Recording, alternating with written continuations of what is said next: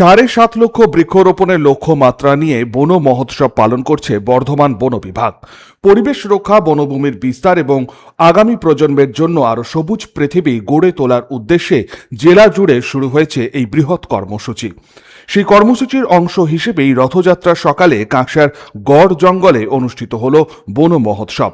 অনুষ্ঠানে উপস্থিত ছিলেন গলসির বিধায়ক রাজু পাত্র, বর্ধমান বন বিভাগের বিভাগীয় বনাধিকারিক সঞ্চিতা শর্মা, কাঁকসার বিডিও সৌরভ গুপ্ত, দুর্গাপুর রেঞ্জের রেঞ্জার তপব্রত রায়, শিবপুর বিট অফিসার পিনাকি ভট্টাচার্য সহ অন্যান্য বন বিভাগের আধিকারিকরা এবং প্রশাসনের আধিকারিকরা।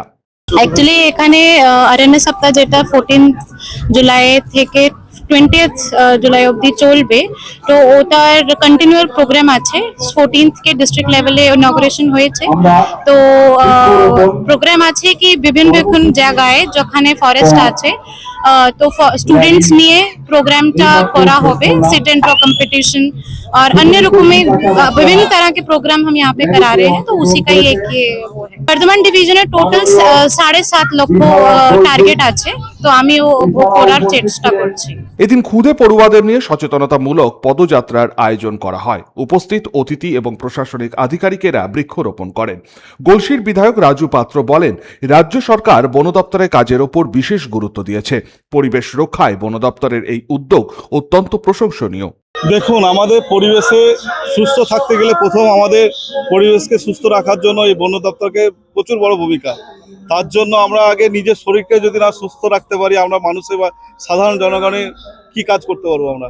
এর জন্য আমাদের কনসেপ্ট চলছে, সারা বিশ্বে জুড়ে চলছে এই অরণ্য সপ্তাহ। এই অরণ্য সপ্তাহে আমরা প্রত্যেকটা মানুষকে, প্রত্যেকটা জাতি ধর্ম বিশেষকে, প্রত্যেকটা ব্যক্তিকে আমরা কোনো অনুষ্ঠান বলুন, কোনো বিয়ে বাড়ি বলুন, আমরা গাছ প্রদান করছি। এটা হচ্ছে আমাদের নিজের হেলথের জন্য।